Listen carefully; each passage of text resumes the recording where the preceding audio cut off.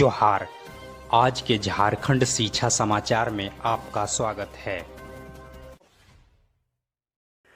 आज की पहली खबर के साथ केंद्रीय माध्यमिक शिक्षा बोर्ड यानी सीबीएसई ने कक्षा 11वीं और 12वीं के सिलेबस में कोरोना वायरस को शामिल करने का फैसला किया है। यह पाठ आर्टिफिशियल इंटेलिजेंस के माध्यम से पढ़ाया जाएगा। बोर्ड के अनुसार से कोविड-19 की पढ़ाई तीनों संकाय यानी साइंस, आर्ट्स और कॉमर्स के छात्रों को करनी होगी। इस पाठ में छात्रों को कोरोना वायरस के लक्षण और इससे बचने के उपाय के बारे में बताया जाएगा। इससे छात्र कोरोना वायरस की चुनौतियों के बारे में बेहतर तरीके से समझ पाएंगे तथा इसमें शिक्षक और छात्र मिलकर भाग ले सकेंगे। इधर झारखंड लोक सेवा आयोग यानी जेपीएससी के नवनियुक्त अध्यक्ष श्री अमिताभ चौधरी ने कहा कि जेपीएससी से राज्य के युवकों को बहुत उम्मीद है। पूरी पारदर्शिता के साथ समय पर परीक्षा लेना और उस रिजल्ट को प्रकाशित करना उसका मुख्य उद्देश्य होगा। इसके साथ ही जेपीएससी चेयरमैन ने कहा कि अब तक राज्य में केवल 6 सिविल सेवा परीक्षा ही संपन्न हो सकी है। आगे के सभी सिविल सेवा परीक्षा को ससमय संपन्न किया जाएगा। इधर राज्य के स्कूलों में रजिस्ट्रेशन के लिए विद्यार्थियों को स्कूल तक आने की अनुमति मिल गई है।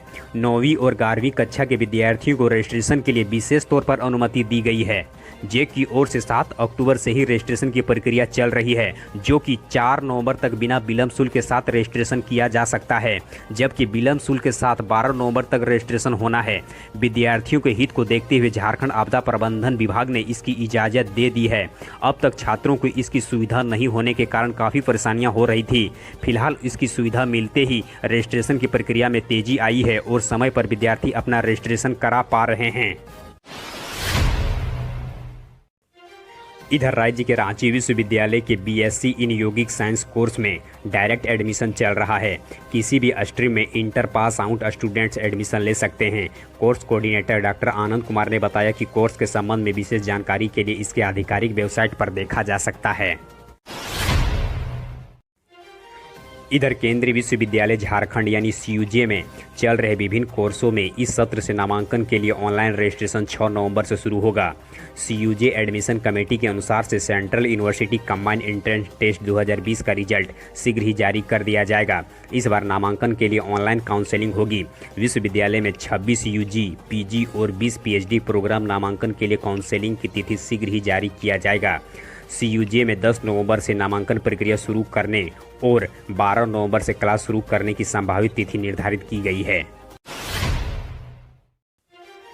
इधर राज्य के नवोदय विद्यालय के कक्षा 6 में नामांकन के लिए ऑनलाइन आवेदन 22 अक्टूबर से प्रारंभ हो चुका है। आवेदन जमा करने की अंतिम तिथि 15 दिसंबर तक निर्धारित की गई है। नवोदय के प्राचार्य विनोद कुमार पांडे ने बताया कि नवोदय विद्यालय में कक्षा 6 में नामांकन के लिए प्रवेश परीक्षा 10 अप्रैल 2021 को होगी। साथ ही नवोदय प्राचार्य ने बताया कि राज्य के सभी सरकारी एवं सरकारी मान्यता प्राप्त विद्यालयों में सत्र 2020-21 में कक्षा 5 में पढ़ने वाले छात्र छात्रा नामांकन के लिए ऑनलाइन आवेदन कर सकते हैं। इधर कोरोना संकट को देखते हुए सितंबर-अक्टूबर में शुरू हुए विश्वविद्यालयों के नए शैक्षणिक सत्र के लिए दाखिले की समय सीमा को आगे बढ़ा दी गई है। इसके तहत ऑनलाइन कोर्सों में अब 30 नवंबर तक दाखिला लिया जा सकेगा। पहले इसकी आखिरी तारीख 30 अक्टूबर तक थी। विश्वविद्यालय अनुदान आयोग यानी यूजीसी ने इस संबंध में आदेश जारी कर दिया है। इसके साथ ही देश के सभी विश्वविद्यालयों को 15 दिसंबर तक दाखिले की जानकारी भी उपलब्ध कराने को कहा गया है। यूजीसी ने पीजी के छात्र छात्रों के लिए केंद्र सरकार छात्रवृत्ति योजना में आवेदन की समय सीमा को बढ़ाकर 30 नवंबर तक कर दी है। यूजीसी ने यह फैसला देश के विश्वविद्यालयों के मांग के बाद लिया है। इधर राज्य के हाई स्कूल और +2 स्कूलों में पढ़ने वाले 9वीं से 12वीं के छात्र छात्राओं को अब एप्लीकेशन के जरिए डिजिटल कंटेंट उपलब्ध कराए जाएंगे। डीजी के साथ में व्हाट्सएप के जरिए उपलब्ध कराए जा रहे डिजिटल कंटेंट अगले सप्ताह से उपलब्ध नहीं कराए जाएंगे। स्कूली शिक्षा व साक्षरता विभाग ने एक लर्नेटिक्स नामक एप्लीकेशन को लॉन्च करने जा रहा है। इस लर्नेटिक्स एप्लीकेशन से कक्षा 9वीं से 12वीं क्लास के अलग अलग सभी विषयों के सभी चैप्टर कंटेंट उपलब्ध कराए जाएंगे। इसमें राज्य के छात्र छात्रा हर दिन किसी भी विषय के किसी भी चैप्टर को पढ़ सकते हैं। इधर राज्य के विनोद बिहारी महतो कोयलांचल विश्वविद्यालय के परीक्षा विभाग ने 10 दिनों में ही स्नातक अंतिम वर्ष के परीक्षा परिणाम को जारी कर दिया है। विश्वविद्यालय के परीक्षा नियंत्रक डॉक्टर सत्यजीत कुमार सिंह ने बताया कि 21 अक्टूबर को स्नातक और स्नाकोत्तर अंतिम सेमेस्टर की परीक्षा खत्म हुई है। स्नाकोत्तर फाइनल सेमेस्टर की ज्यादातर विषयों का परीक्षा परिणाम जारी किया जा चुका है।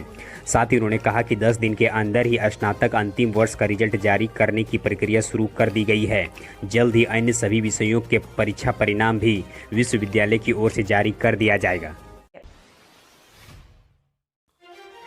इधर national council for teacher education यानी NCTE ने राज्य के विनोबा भावे विश्वविद्यालय हजारीबाग में चल रहे एमएड कोर्स के साथ साथ 2 अन्य कॉलेजों के बीएड कोर्स के मान्यता को सत्र 2021-22 के लिए रोक लगा दी है, जबकि 7 अन्य बीएड कॉलेजों को कारण बताओ नोटिस जारी किया गया है।